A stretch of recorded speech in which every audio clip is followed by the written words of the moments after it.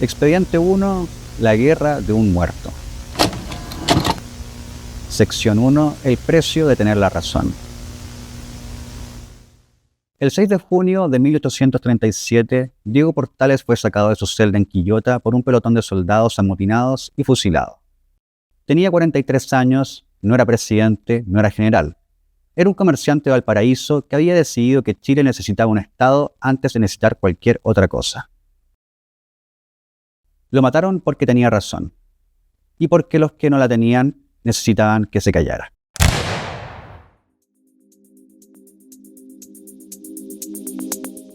Hay figuras históricas que los países no se merecen, porque tuvieron la lucidez de ver mucho más que sus contemporáneos.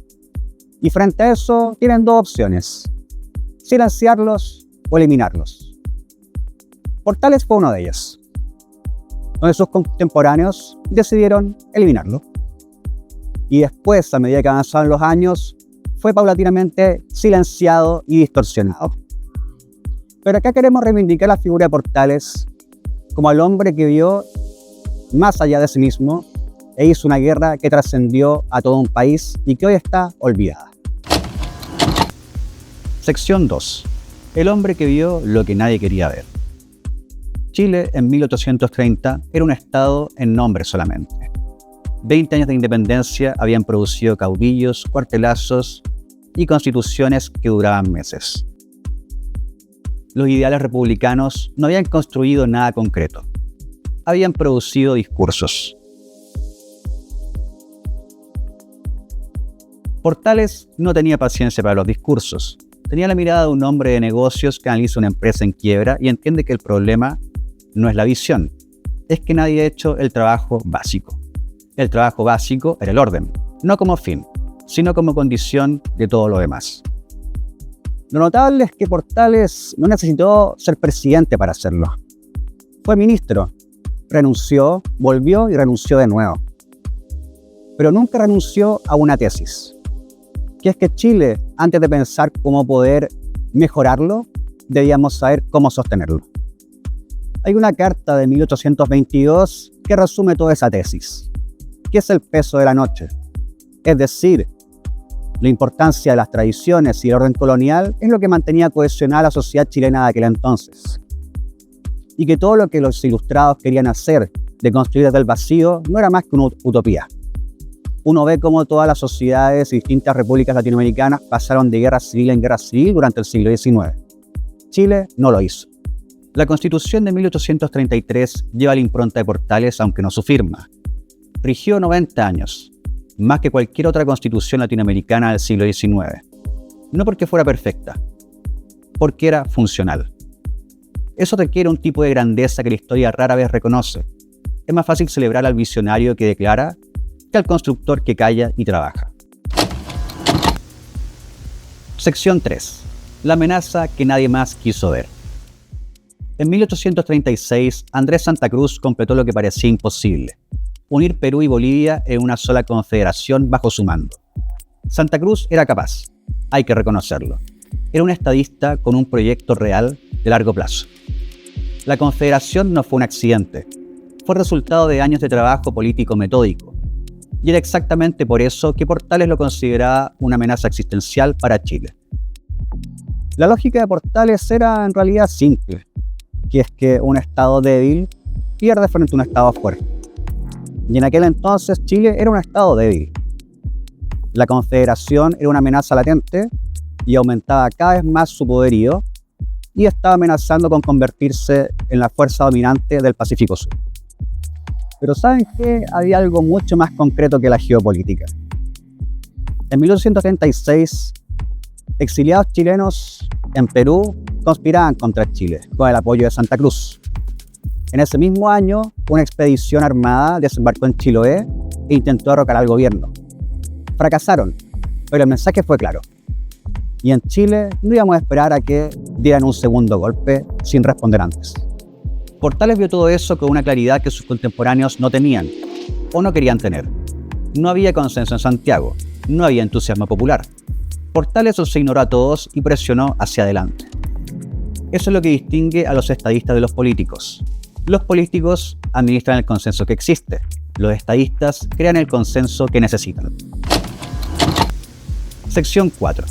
La guerra, el fracaso y la muerte que lo cambió todo. Chile declaró la guerra en noviembre de 1836. La primera expedición partió con recursos insuficientes, logística deficiente y un comandante que no estaba a la altura. Fue un fracaso. En noviembre de 1837 se firmó el Tratado de Pau Carpata, una retirada sin condiciones disfrazada de acuerdo diplomático. Ese tratado es el que los historiadores prefieren no contar. Porque Chile mandó un ejército y fracasó, y después firmó un tratado. Uno que Santa Cruz consideró como una victoria. Pero las cosas no se iban a quedar así. Portales rechazó el tratado, y el Congreso también, y se armó una segunda expedición mejor equipada y con mejor liderazgo. Porque personajes como él saben distinguir entre un revés momentáneo y una derrota definitiva. Portales no vio la segunda expedición. El 6 de junio de 1837 fue sacado de su celda por soldados amotinados y fusilado. El motín fue aplastado en días, pero Portales estaba muerto. Y su muerte produjo algo que él mismo no habría calculado. Una guerra que nadie quería se convirtió en una causa nacional. Chile no podía perder una guerra que su mejor estadista había muerto empujando.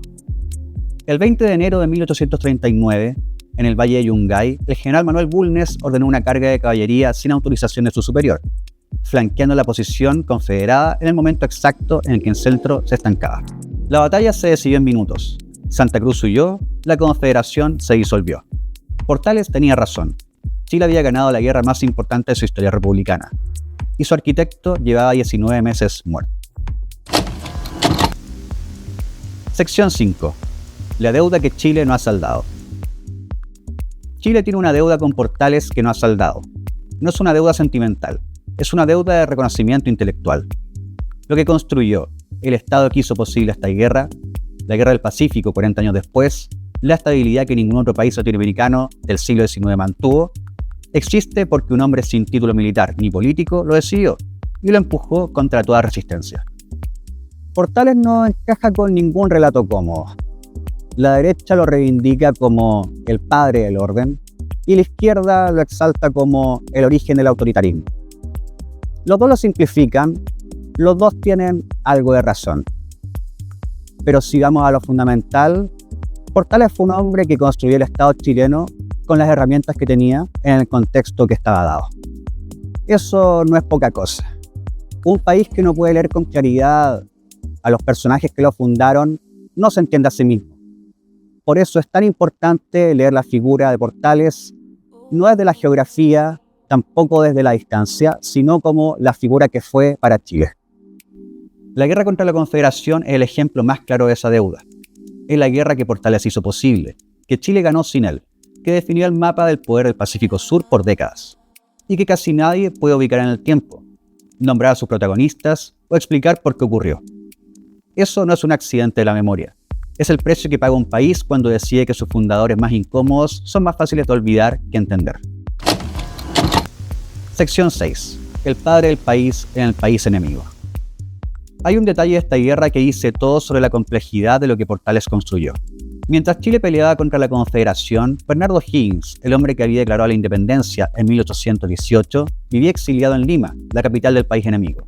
Lo habían derrocado en 1823. Nunca pudo regresar. Y desde ahí apoyó activamente a Chile, a través de contactos y a través de inteligencia.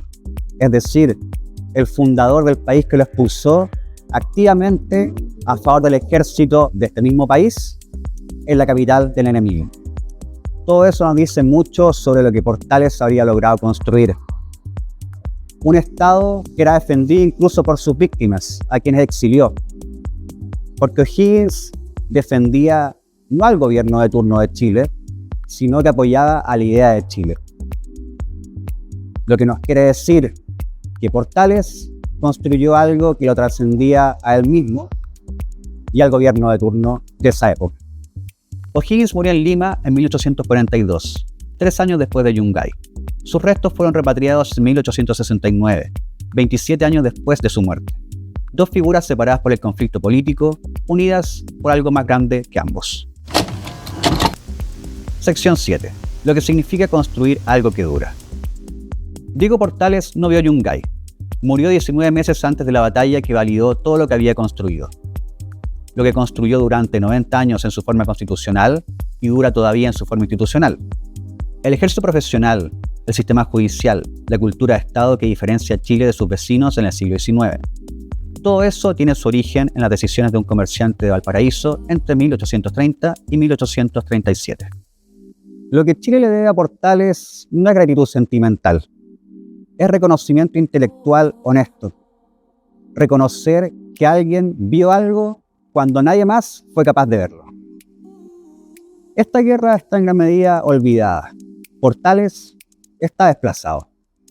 Estos expedientes son justamente para evitar eso.